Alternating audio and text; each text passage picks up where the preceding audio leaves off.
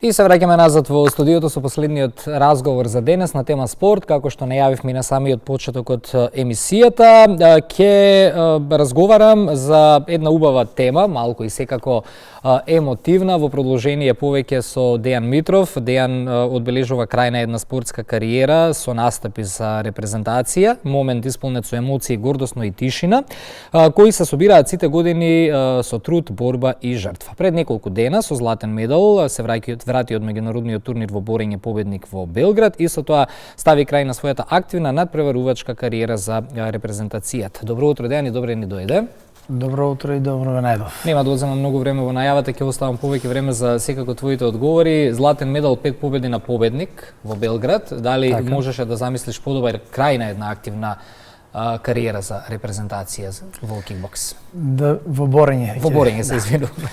Да бидам искрен, не очекував ваков крај на репрезентативната ера која започна во далечната 1999 година, тогаш како член на македонската репрезентација во пионерска конкуренција, па се до 2025 година, рекол една долга репрезентативна кариера. Надпреварот трофеј победник во Белград, кој се одржа, беше еден од подобрите турнири кои се одржува на Балканскиот полуостров. Јас настапив во категорија до 86 килограми, имав исцрпувачки 5 борби.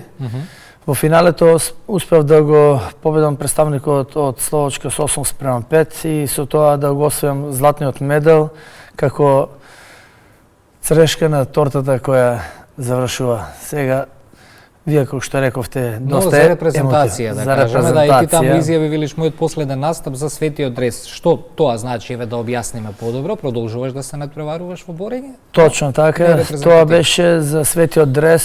Јас го нарекувам светиот дрес бидејќи е нешто свето да се облече националниот дрес на својата татковина во која си одраснал, во каде се развиваш. Затоа е посебна чест и привилегија, но и обврска да се носи репрезентативниот дрес.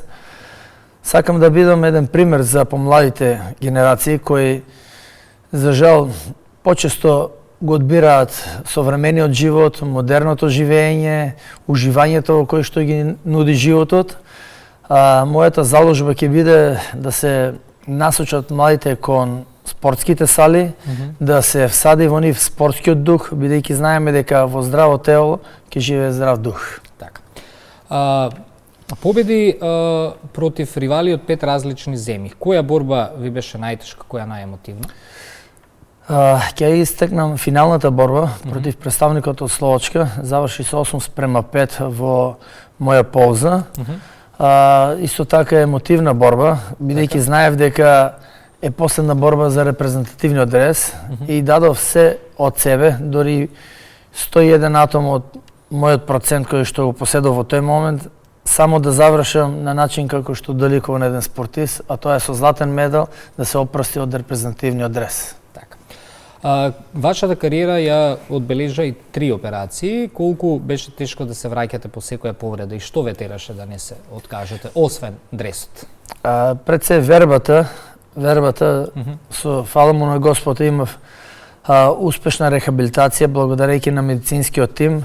Но да напоменам, од борењето ниту една операција нема, се некои беа бизарни повреди, така би ги нарекол, од рекреативно играње на фудбал, од скутер и така, но самата волја и желба да продолжам да се надпреварувам, да бидам репрезент на мојата татковина, ми даваше многу голема сила и токму затоа успеав многу брзо да се вратам на победничките патеки, но сепак тешка борба беше и психолошката борба. Не би рекол физичката борба, до психолошката борба, таа психолошка бариера беше тешко да се надмине, но со поддршката од мојата фамилија, моите пријатели, спаринг партнери, тренерите и сите кои ме обкружуваат, сето тоа беше навистина повеќе полесно од очекуваното.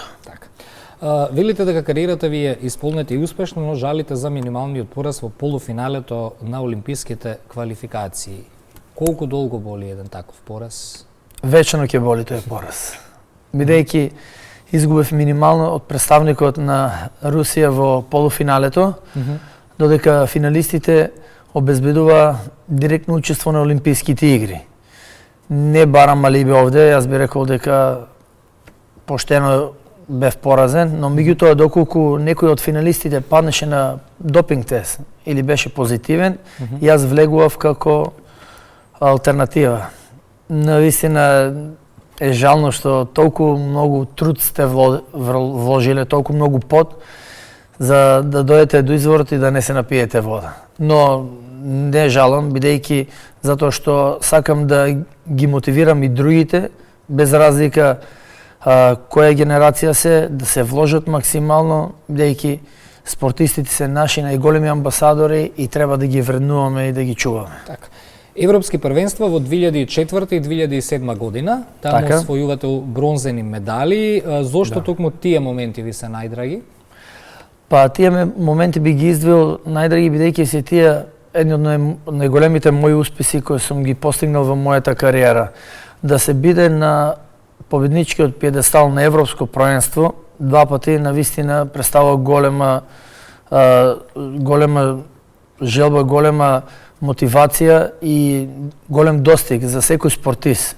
И затоа би ги издвоил овие, исто така можам да ги издвојам и двата бронзени медали од Медитеранските игри. Медитеранските игри, да појасниме, се настан кои се одржуваат на секој 4 години. И самото тоа ни кажува дека станува збор за сериозно надпреварување, што би рекол после Олимпијадата може да се стави во категорија на Европско првенство. Така. Редовно се заблагодарувате на луѓе, освен на семејството, и на луѓе што остануваат зад сцена, од хигиеничар во салата па до семејството. Со тоа ја истакнувате поддршката што е важна за еден спортист. Колку таа поддршка е важна за успесите и за победите? Борењето, иако е индивидуален спорт, јас би рекол дека како индивидуа не можеш да постигнеш тоа што ќе постигнеш доколку позади тебе немаш екипа. Јас секогаш го спомнувам хигиеничарот од салата, кој никој не го гледа, а сето тоа он ни прави да имаме добри услови. И ќе не пречека, и ќе не испрати. Потоа моите спаринг партнери морам да ги споменам, кои ме надградуваат. Тука се тренерите, раководството, спонзорите и најголемата поддршка секогаш доаѓа од фамилијата, најтесниот круг кој обкружуваат 24 часа. Доколку ги немаме овие луѓе околу себе, јас верувам дека тешко ќе биде да се постигнат високи врвени резултати во олимписки спорт. Така. На почеток кажавте дека ја завршувате активната кариера, но останувате во борењето. Во каква улога се гледате во иднина? Тренер, ментор, спортски работник?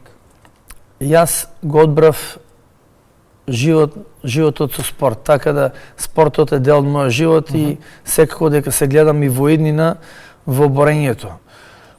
Сакам да продолжам да работам како тренер, да создавам млади генерации, како што мене ме создале моите тренери. Имам морална обврска да го пренесам тоа знаење кое што сум го научил од мои тренери и надградувањето во текот на кариерата, преку семинари, учество на подготовки со други репрезентации кои се многу поразвиени, и сето тоа лично јас го чувствувам како една морална одговорност да го пренесам на најмладите, за да тие бидат уште поуспешни и од мене. Така. Ако денес пред вас стои едно дете што току почнува со борење, која е најважната лекција што би му ја пренеле? Јас би пренел лекцијата или совет би му дал да биде упорен, да биде дисциплиниран и секогаш го велам тоа. Доколку сакаме високи врвни резултати, мораме да се жртвуваме од нешто. Бидејќи излегувањето до доцна, конзумирањето на алкохол, седењето пред компјутер, сето тоа не може да го замислиме доколку сакаме да се посветиме професионално со спорт да се занимаваме. И затоа ќе кажам дека е тешко, со оглед на тоа дека денешната младина се повеќе е зависна од мобилни телефони, од компјутери, од нездрава храна. Сето тоа треба да сме свесни да го минимизираме за да успееме на меѓународен план. Јан, благодарам за гостувањето во Македонија на утро. Посакувам успеси во понатамошната кариера, секако кој да биде правецот, одличен завршеток на репрезентативната кариера, секако бидејќи продолжуваме со борењето, ние ќе се гледаме во Македонија на утро Повторно, дали во улога на тренер, дали во улога на човек кој што ќе ни носи се уште медали од натпревари низ државата, нови деца кои што ќе ги представуваме, тука сме. Се надевам дека ќе имаме уште поголеми и поубави поводи да се гледаме и благодарам за вас што преку вас ги презентираме нашите успеси како на домашен, така и на меѓународен план. Благодарам уште еднаш за гостувањето. Ние со овој разговор ќе го заокружиме во денешно издание на утринската програма на Јавниот сервис. Ви благодарам за вниманието. Утре во 6:45 повторно се посекуваме. Добро утро со новите содржини во новиот ден. Поздрав и од екипата која што работеше на реализација на денешното издание на Македонија на утро за овој 16 декември. Довидување, имајте убав ден.